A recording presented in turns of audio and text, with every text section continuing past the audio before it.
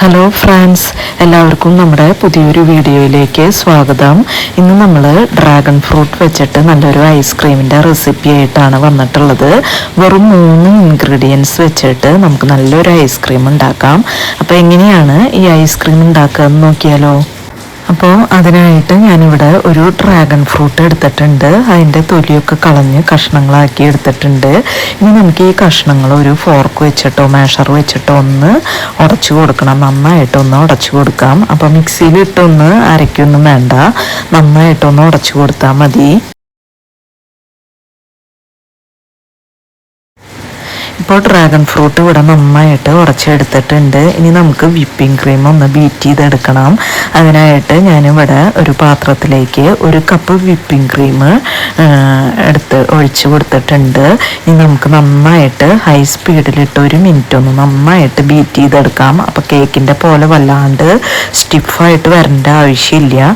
കുറച്ച് ലൂസായാലും പ്രശ്നമൊന്നുമില്ല കേട്ടോ. അപ്പോൾ എല്ലാവർക്കും അറിയാം, നമ്മൾ ബീറ്റ് ചെയ്യാനായിട്ട് മുമ്പ് പെട്ടെന്ന് തന്നെ ബീറ്റ് ചെയ്ത് കിട്ടാനായിട്ട് നമുക്ക് ഈ പാത്രവും ബീറ്ററിൻ്റെ ബ്ലേഡൊക്കെ ഒന്ന് ഫ്രീസ് ചെയ്ത് വെച്ച് കഴിഞ്ഞാൽ നന്നായിട്ട് പെട്ടെന്ന് തന്നെ ബീറ്റ് ചെയ്ത് കിട്ടും. ഇപ്പോൾ ക്രീം ഇവിടെ ബീറ്റ് ചെയ്തെടുത്തിട്ടുണ്ട്. ഇനി ഇതിലേക്ക് ഞാൻ പഞ്ചസാരയ്ക്ക് പകരം കണ്ടൻസ്ഡ് മിൽക്കാണ് ചേർത്ത് കൊടുക്കുന്നത്. നിങ്ങൾക്ക് വേണമെന്നുണ്ടെങ്കിൽ പഞ്ചസാര പൊടിച്ചതും ചേർത്ത് കൊടുക്കാം. ഞാനിവിടെ കണ്ടൻസ്ഡ് മിൽക്കാണ് ചേർത്ത് കൊടുക്കുന്നത്. അല്ലെങ്കിൽ കണ്ടൻസ്ഡ് മിൽക്കും പഞ്ചസാരയും മിക്സായിട്ട് ചേർത്ത് കൊടുക്കാം കേട്ടോ. ഞാനിവിടെ ഒരു 1/2 കപ്പിൻ്റെ താഴെയായിട്ടാണ് കണ്ടൻസ്ഡ് മിൽക്ക്, ഒരു 1/3 കപ്പാണ് കണ്ടൻസ്ഡ് മിൽക്ക് ചേർത്ത് കൊടുക്കുന്നത്. ഇനി ഒന്നും കൂടി ഒന്ന് ബീറ്റ് ചെയ്ത് കൊടുക്കുക. ഇപ്പോൾ കണ്ടൻസ്ഡ് മിൽക്ക് ഇതിൽ നന്നായിട്ട് ബീറ്റ് ചെയ്തെടുത്തിട്ടുണ്ട്. ഇനി നമുക്ക് ഇതിലേക്ക് ഡ്രാഗൺ ഫ്രൂട്ടിൻ്റെ പൾപ്പ് ഇതിലേക്ക് ചേർത്ത് കൊടുക്കാം. അതിനുശേഷം ഒന്നും കൂടി ഒന്ന് മിക്സ് ചെയ്തെടുക്കാം. ഡ്രാഗൺ ഫ്രൂട്ടിൻ്റെ പൾപ്പ് ചേർത്തിട്ട് നന്നായിട്ട് ഇവിടെ മിക്സ് ചെയ്തെടുത്തിട്ടുണ്ട്. അപ്പോൾ ഈ പൾപ്പ് ചേർത്തതിന് ശേഷം ഒരു സ്പാച്ചില വെച്ചിട്ട് നന്നായിട്ട് മിക്സ് ചെയ്തെടുത്താലും മതി കേട്ടോ. ഇനി ഞാനിവിടെ ഒരു സ്പാച്ചിലുണ്ട് സൈഡൊക്കെ നന്നായിട്ടൊന്ന് മിക്സ് ചെയ്ത് കൊടുക്കുന്നുണ്ട്. ഇനി നമുക്കിതൊരു ഐസ്ക്രീമിൻ്റെ പാത്രത്തിലേക്ക് ഒഴിച്ചു കൊടുക്കുന്നുണ്ട്.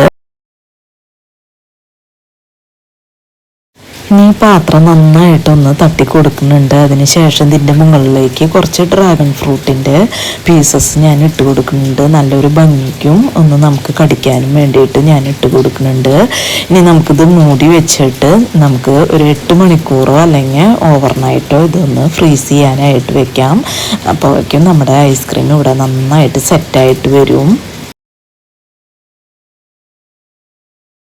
അപ്പോൾ നമ്മുടെ ഐസ്ക്രീം ഇവിടെ സെറ്റായിട്ട് വന്നിട്ടുണ്ട്.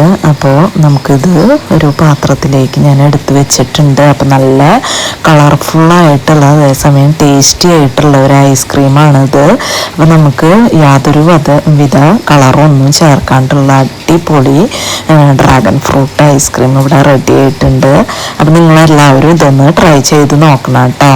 അപ്പോൾ ഇനി നമുക്ക് മറ്റൊരു വീഡിയോയുമായി കാണാം. അതുവരേക്കും താങ്ക് യു.